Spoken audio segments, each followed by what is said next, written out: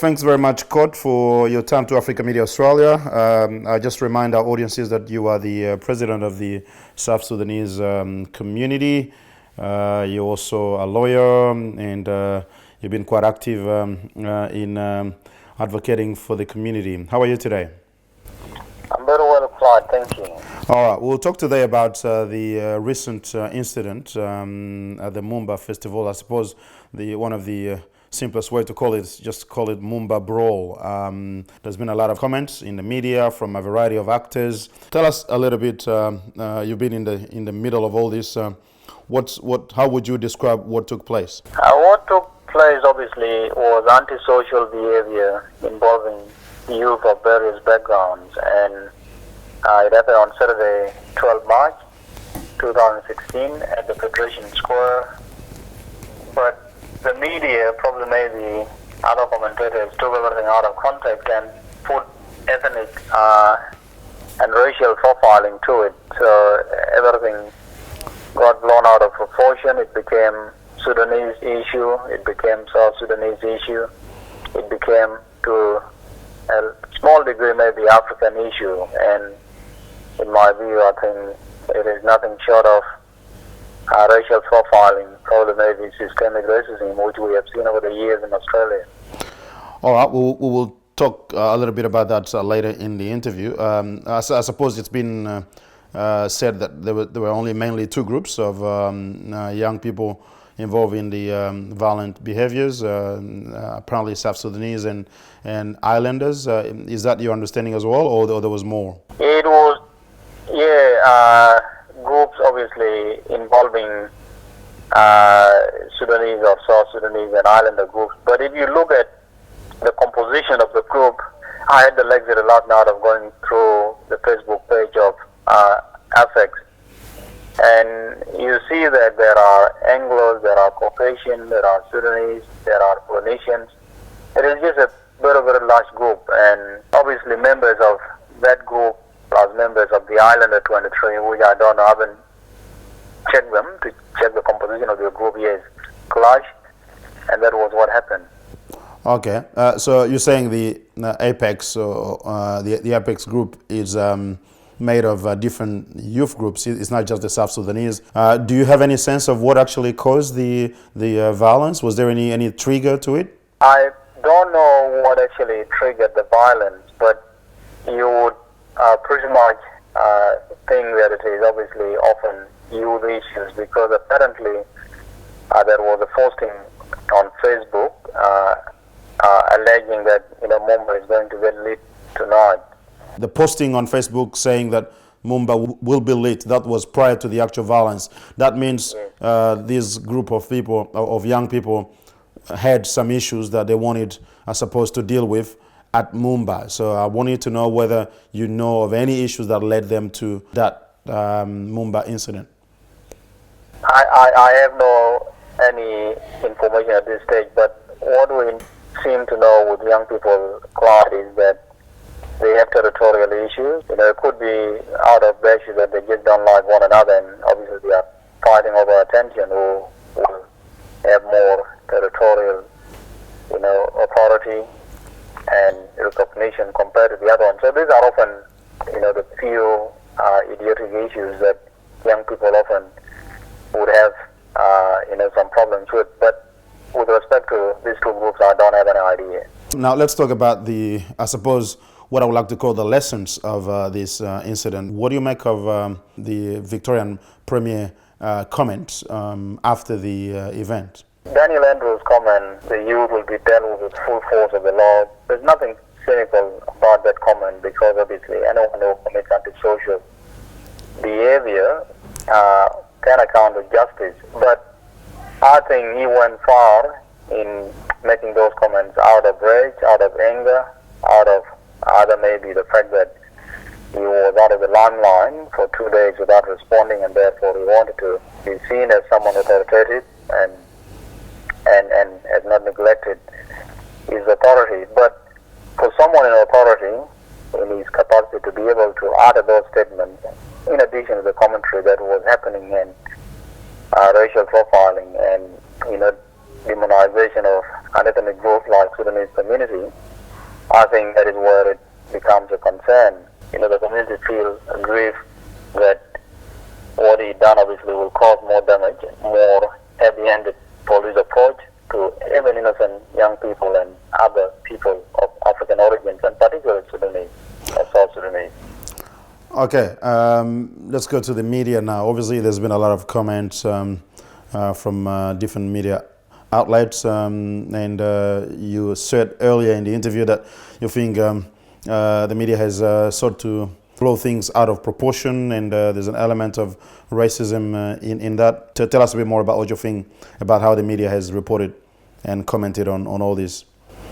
One is the media has avoided the whole issue that the islander groups were involved in the brawl, as you earlier on called it, or in the clash. Second, the media has failed to give ownership to the islander country, because apparently all investigation points that they were the ones that caused some of the chaos at the start. I may be wrong, but that is the information I have. The third issue is they failed to actually break down the composition of the apex, which in its sense was composed of many ethnic groups, and there are many people in that group. Even if you go through their profiles on Facebook, it comprises of so many other nationalities. The one would wonder why it became Sudanese or South Sudanese. And this is what gives you the trend that obviously, there is an issue of racial profiling or racism or systemic racism. Are you saying that the media deliberately sought to portray Apex as a South Sudanese group in order to demonize this community? I think we have read the papers, we have watched the television, and we have read commentary pieces. And unless if I have different understanding of how they are written and how I read them, obviously it seems to be the view that not only me, I think many other members of Sudanese community or South Sudanese background tend to take that it is a systemic discrimination of one group, of an ethnic minority, obviously being pinned and being put on the brunt and being made as a scapegoat. We have seen many other news coverage whereby a Caucasian male or a white person commits crime, or a group of drinking white Caucasian commits group. They describe them as teenagers, they describe them by their appearance, they describe them by their skin color in as far as trying to identify the offender. But it doesn't go to say that Caucasian community or Caucasian kids being drinking, Caucasian gang being drinking and causing problems. What are some of the lessons that we should learn from this incident? We have lessons to learn from our own point of view and from the other wider point of view. Our own lessons as a community is that, and not only me, not only the community, I think our young people need to understand that whatever they do, obviously they'll stand out by their skin color, by their appearance. And as far as we want to say that Australia is our country, or we belong to Australia and feel at home, they need to forget that obviously we don't feel accepted, and that is the reality. Second lesson to learn is that we probably maybe need to lobby government and politicians so that they can change their policies, particularly, for example, issues regarding child protection. A lot of these kids are kids who are removed by child protection agencies and put them in care, and obviously they become irresponsible. They're going to drinking alcohol, dealing drugs at times, become significantly violent and out of control, and out of touch with community expectation, values, and also the expectation and values of their families and parents. The other lesson to learn is, I think the Australian, obviously, government and the state government, like the Victorian state government, need to start looking at ways to address, underlying issues that have led these kids to fall through the cracks. And a lot of them include, lack of employment services that adequately engage these young people to find work in practical ways. Another prominent South Sudanese lawyer and community leader to some extent has been reported saying that some of these kids should be deported. Do you share the view? I don't share the view, Clyde, simply because you just don't decide one day that someone has done wrong and deport them. There are ways that you need to address certain issues first, and a lot of these kids obviously are victims of systemic failures. So if it was that all these systemic failures have been addressed and someone deliberately refused time over and time over and time over without accepting rehabilitation, for example, if there are drug and alcohol counseling services, they refuse that. If there are employment agencies that give them jobs within cleaning contracts or, pig and packing employment contracts, and they refuse to do that. All other engagement, and they refuse to do that. Mental health services, and they refuse to engage and continue to commit crime or antisocial behavior. When we have had some fair go and opportunities or chances, then it would be fair to say that yes, that can be a view that can be taken as a last resort. But even that alone is not even adequate, because a lot of the parents we see in the community sometimes want community ownership and leadership, such that kids who have a lot of problems can be easily given travel documents or passports to be a citizen, to be able to take their children overseas on holidays, even with the assistance of authorities. If it may mean, for example, helping, getting all of the kids, and the parents obviously will take the cost of the flight and pay for them and take the kids overseas for 3 or 6 months with them, when these kids obviously tend to refuse to travel, and take them away for all that period, even a grace period of 1 year sometimes.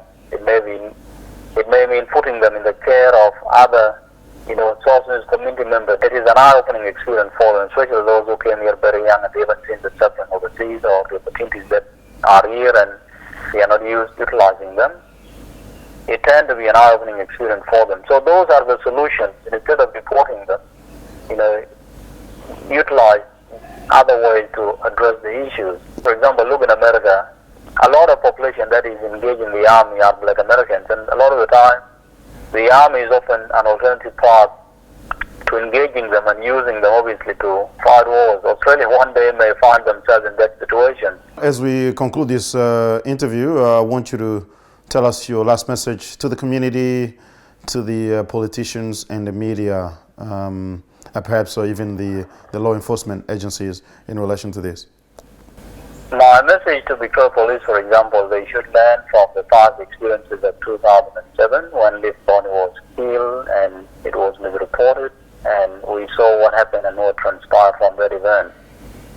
So far, I think we have to acknowledge they have been trying their best, and I think since 2007 they have tried to engage effectively, and I think even the Flemington race case again raises a number of eyebrows concern.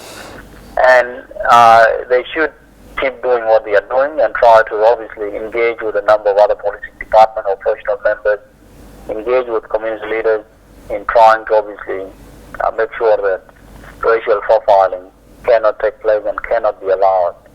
A message to politicians like Daniel Andrews, obviously he should understand that antisocial behaviors are not immune of any person. He could one day have a child or relative who could fall in the category of behaviors of what happened to those that attended Moomba festival. And obviously we have seen some politician children, such as overseas in the UK, where obviously some of those kids have some antisocial behaviors and they have come across in the media limelight. And what he should understand is that he should engage with some of his departments, such as child protection agencies, and try to create policies that make these agencies work with the community and families and other secondary social networks within the African and particularly also South Sudanese community in order to be able to address issues that are there rather than taking kids into care and failing them. They should try to lobby for services that fund and go directly to community members. Obviously, you know very well, Clyde, that we do our work on pro bono basis. We don't get single cent. We use our money to help our own people. We are failed by the system. We don't have people that work to help people get paid. So we spend thousands of hours to help our own community for free.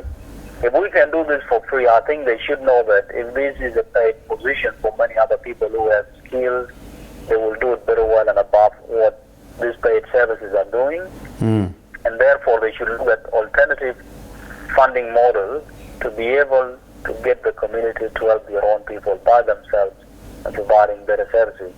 It may also mean that people should try to think outside the box and trying, in consultation with the community, what works and what doesn't work. For example, having an art center, having a cultural center, or one huge space in the eastern suburbs and western suburbs where all these members of the community can be engaged, huge space where there'll be basketball, soccer, activities that may be open even 24/7 to try to contain these young people and then help them through community education. We can use our own knowledge in order to be able to provide education or adult education to those that have fallen through the cracks, and providing them with other potential ways of helping them find employment.